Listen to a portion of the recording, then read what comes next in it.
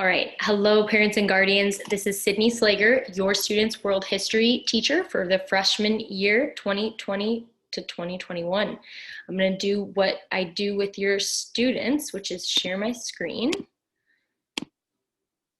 so that you should see an open house Google Slides presentation. I want to let you know that I will be sending this by email after our virtual open house. Okay, so a little about me. My name is Sydney Slager. I have my email listed as well as my phone below, just sslager@lths.net and extension 6300. I attended the University of Illinois in Champaign-Urbana. I majored in secondary education and history and minored in German. I went back to school a few years ago and got my master's in English language learning. And my other class that I teach is US history for ELLs. I'm a former tennis coach at my old school, and I would love to get the opportunity to teach again, maybe tennis or badminton. Okay, so course basics. I basically broke this down into the most valuable information that I think you as a parent would want to know.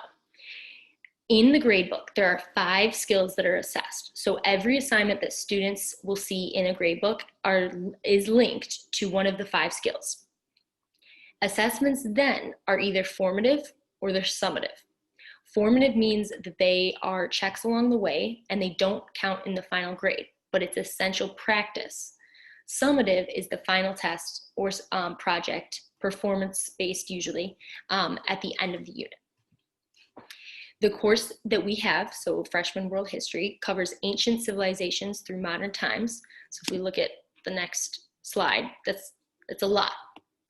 So we have a lot to cover, but we emphasize teaching how to think and strategies on how to practice these 5 skills, not emphasizing so much what to think. There it is again. Okay, so I think the #1 required material right now is Canvas, other than, of course, a working device.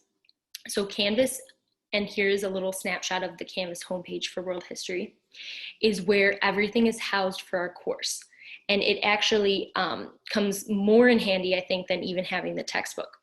However, your students all should have a World History Patterns of Interaction textbook. If not, please contact me immediately about that because we want to get that out to them. Canvas does house all the important office hours information, our class constitutions, the Zoom links that we use for class, and then a weekly schedule. And what I do at the end of each week is update that schedule so that it shows the most recent things that students need to be working on. So we did say that from the supplies list, notebook is optional. I would just encourage students to have some sort of notebook or some sort of record of what they need to be doing on paper, if that is the best method for them. Just because they're doing so much online, it's nice to have a notebook to record, hey, this is what is due on Wednesday, or this is what is due on Friday. Okay.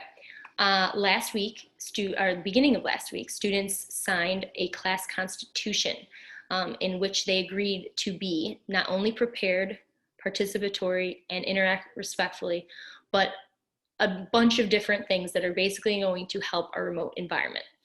This is going to be something that we visit each day just to make sure that students see these terms, at the very least, seeing that they're part of this class and this community, because I think unity is #1 right now, and making sure that students feel valued and part of the online classes that they're in. Okay, just to give you an example of a formative and a summative, the top in the red box is a formative on grapes, the 6 characteristics of civilizations. There is a rubric attached to this, A through F, and they are being assessed there on skill 2. So that's just an example on Canvas. Below, they have a 10-question summative. These summative questions are based on what they have learned throughout the unit. And again, it's that final test of knowledge. But in addition to those content quizzes, they will also have some sort of project where they're demonstrating their learning. Summative assessments that are not completed by the due date are marked with an M. So students that don't complete those within 2 weeks, that gets converted to a 0. So that's just important for students to keep in mind when they see their grades on Infinite Campus. So our retake policy right now is that if a student does not successfully demonstrate learning on the first summative that they take, a retake or revision opportunity is available. They can do it at least once without penalty or restrictions on the grade, and we take the highest score that they get. To be eligible, though, I do want students to review, reflect, and complete all of the practice assignments in the form of formatives, and they must meet with me to demonstrate their growth.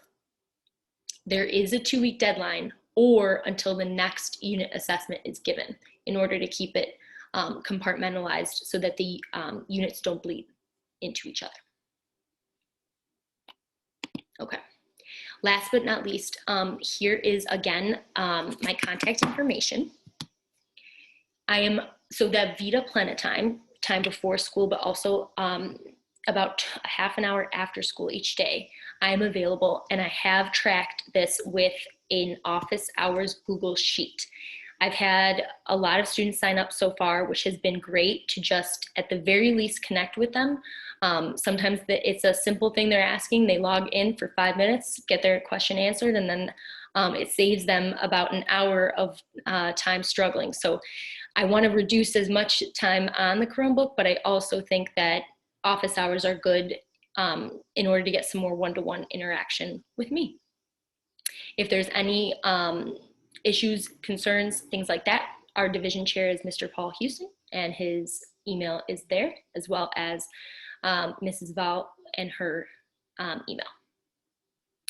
All right, I want to say thank you so much for tuning into this virtual open house. I wish that we could be giving this in person, but it is great to meet you virtually, and please let me know if there are any questions.